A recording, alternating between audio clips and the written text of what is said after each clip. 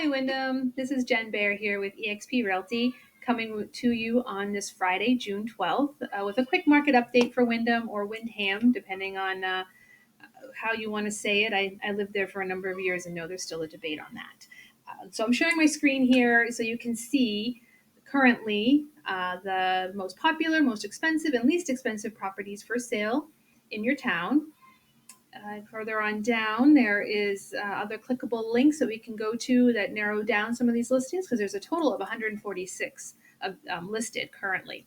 I'm going to click on the new ones and we're going to head into there. Normally we'd go to the open house tab and take a look at that because that's what I find to be the most interesting, the new listed properties, and I love being able to go out and show people those properties.